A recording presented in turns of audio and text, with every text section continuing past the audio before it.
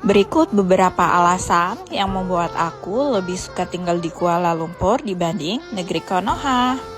Baru aja pulang dari Kuching Sarawak Malaysia, sekarang aku udah kangen banget sama kulinernya. Langsung berangkat yuk, yeay, akhirnya sampai loh. Gila, pertama kali nyobain nasi kandar di Malaysia langsung ketagihan gue.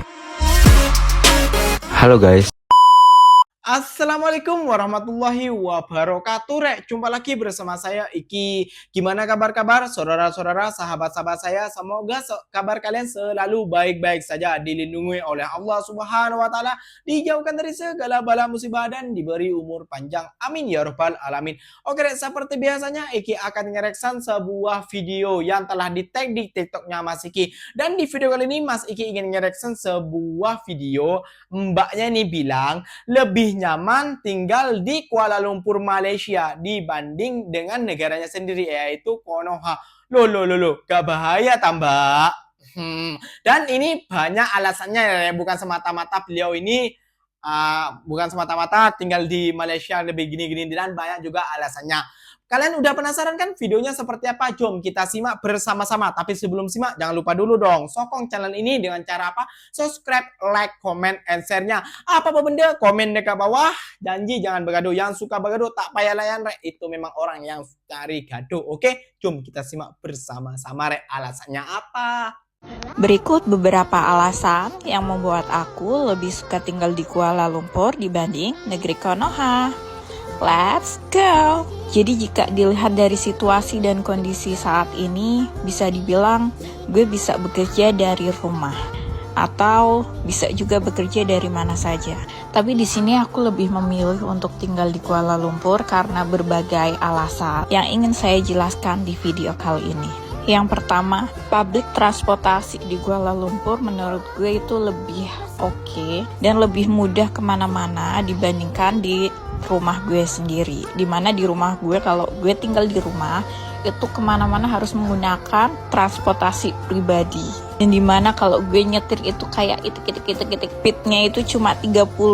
Dan kalau udah sampai 40 speednya itu udah kayak dag-digduk.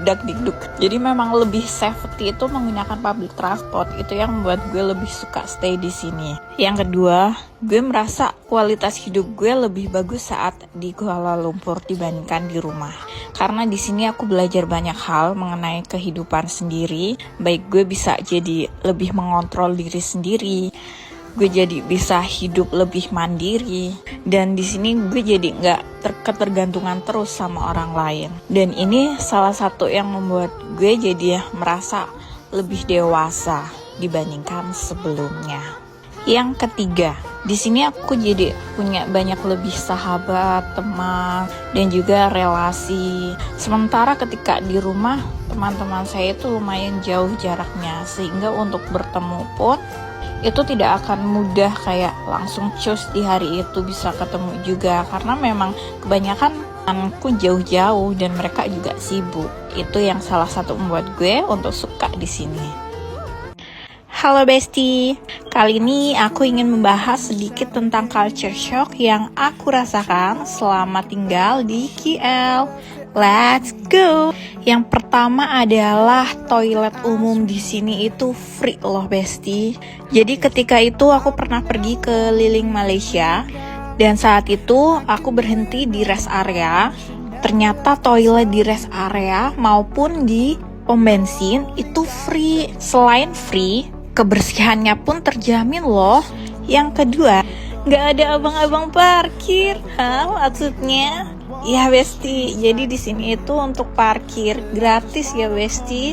Misalkan contohnya nih, kalian pergi ke suatu klinik atau suatu store, dan di depannya itu ada lahan kosong yang memang digunakan untuk parkir. Gak ada ya abang-abang yang jaga dan minta uang buat parkir, karena parkirnya sudah free. Kecuali di tempat parkir umum kayak contohnya di mall atau di gedung-gedung Besti. Yang keempat, free biaya admin untuk transfer ke semua bank Malaysia. Selain itu, untuk pembayaran via card, QR, dan transfer itu free loh Besti. Jadi misalkan kita transfer RM1, maka kita bayar cuma RM1 saja, walaupun itu ke semua bank. Dan yang terakhir ada bus free low Besti di sini. Itu berlaku untuk semua yang tinggal di sini.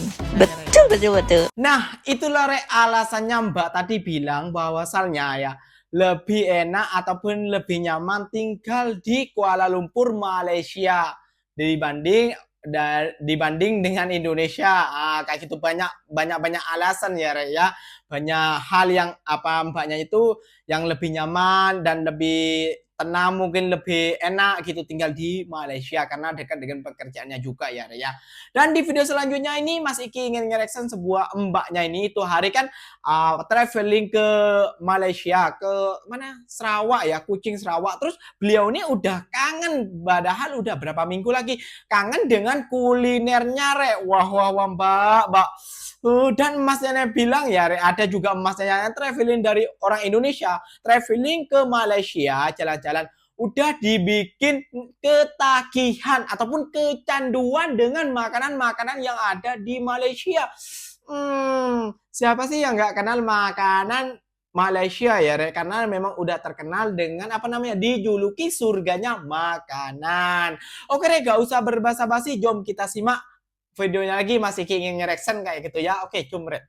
Baru aja pulang dari Kuching Sarawak Malaysia, sekarang aku udah kangen banget sama kulinernya. Langsung berangkat yuk. Yeay, akhirnya sampai. Loh, cepet amat ya. Eits, ini bukan di Sarawak Malaysia kok. Ini di Hotel Golden Tulip Pontianak. Nah, buat kamu yang kangen atau penasaran sama kuliner khas Sarawak seperti apa, coba kesini deh. Karena pada tanggal 8 Juli kemarin, Hotel Golden Tulip Pontianak bersama Konsulat Malaysia baru saja melaunching menu Minggu Masakan Malaysia Dapur Kuliner Sarawak. Aku seneng banget pas kesini karena ada live cooking oleh chef yang didatangkan langsung dari Blue Point School Malaysia. Oh iya, ada Wali Kota Pontianak Bapak Edi Rusdi Kamtono bersama istri juga hadir loh. Nah, untuk menu kuliner Sarawak yang dihadirkan banyak banget. Mulai dari main course seperti laksa Sarawak Dapur Kame, manuk pasu, umai udang mukah with sago sangai, ikan merah segar masak terung asam pedas, nasi bario, kerabu pucuk midin warisan, dan masih banyak lagi. Terus ada dessert cake lapis. Ini spesial loh karena didatangkan langsung dari Kuching. Untuk minumannya ada kopi tarik serian dan teh sipeng gula apong.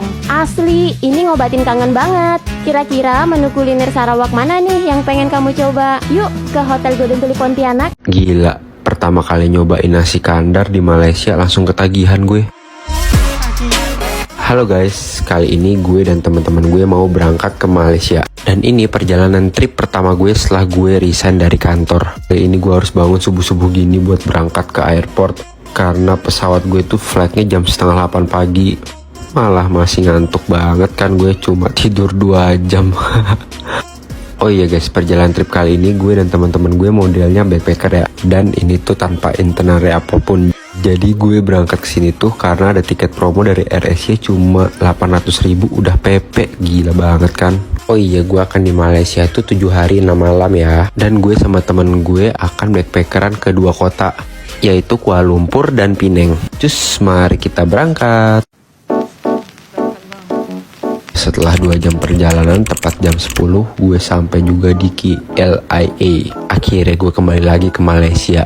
Karena gue terakhir tuh kesini tuh tahun 2013. Dan udah banyak yang berubah ya sekarang. Karena kita cuma bawa carrier atau tanpa bagasi, kagak ada tuh lama-lama nunggu bagasi. Jadi cus, langsung gue pesen Grab buat ke apartemen teman gue. Oh iya, di sini karena budget gue terbatas dan gue itu modelnya kayak gembel gini kan. Jadi untuk tempat tinggal gue nebeng sama temen gue yang lagi kuliah di Kuala Lumpur. Langsung aja kita geruduk apartemennya. Jadi BTW pas gue di Grab, kita kan ngobrol kan sama supir Grabnya, bercanda-bercanda gitulah. Nah, salah satu teman gue itu nyeletuk, nasi padang kan dari Malaysia ya. Terus supir Grabnya ngomong, iya nasi padang tuh dari Johor. Langsung ketawalah kita semua. Sekitar jam 12 gue sampai ke apartemen temen gue. Di sini karena gue posisinya kurang tidur dari pas di Jakarta kemarin, ya akhirnya gue mutusin tidur dulu sebentar. Sore nantilah kita baru jalan-jalan. BTW gue salfok banget ya ketika naik Grab di Malaysia. Rata-rata drivernya itu nyetelin lagu-lagu Indonesia gitu. Coba dengerin deh. Jauh-jauh ke sini Pak. Ini malah nyanyi lagu lokal. Jadi gak berasa di luar negeri kan. Lanjut lagi setelah jam 4 sore gua keluar dan kita kelaparan semua. Akhirnya kita semua mutusin buat makan dulu.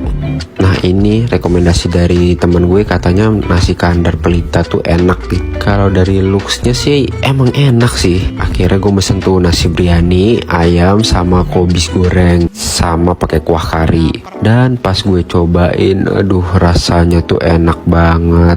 Oke, setelah kita nikmati nasi kandar, terus kita langsung pergi ke Bukit Bintang. Itu gue banyak naik MRT ya, karena ya lebih mudah ya sama lebih murah juga.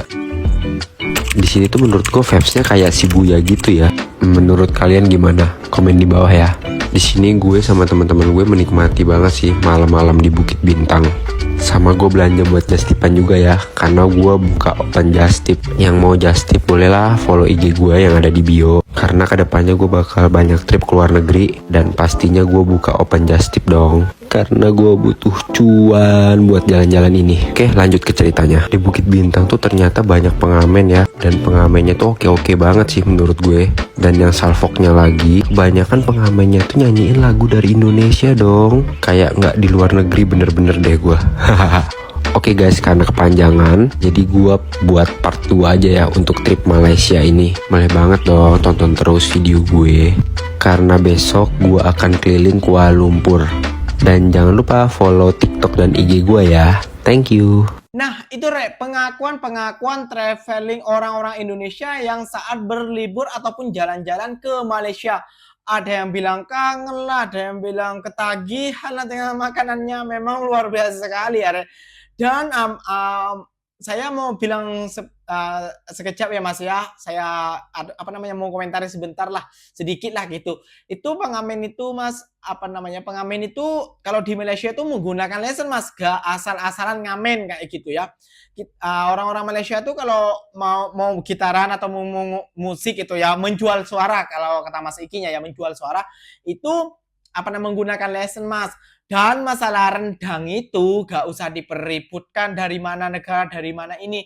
Kenapa? Karena itu makanan ada di depan mata kita, ya udah makan aja.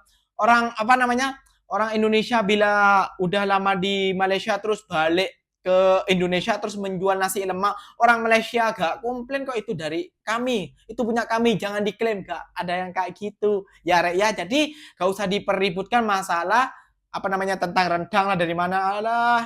Udah basi, itu udah zamannya jadul, udah zaman dulu. Sekarang mah zamannya modern, netral aja. Kayak gitu. Buat kalian yang nggak paham, nggak apa-apa. Mas Eki nggak mau ngelayan kalian yang nggak paham. Gitu ya, Raya. Oke, Rek. Mungkin videonya sampai di sini. Mungkin di video kali ini Mas Eki, ya inilah yang bisa Mas Eki kumpulkan buat kalian. Semoga terhibur. Dan semoga kalian ada manfaatnya juga. Jangan lupa juga dong sokong channel ini dengan cara apa? Subscribe, like, comment, answernya. Apa-apa benda, komen deh, gak apa-apa. Janji jangan bergaduh. Yang suka bergaduh tak payah layan. Itu memang orang yang suka bergaduh. Wassalamualaikum warahmatullahi wabarakatuh. Jumpa lagi tahu di next video. Bye-bye.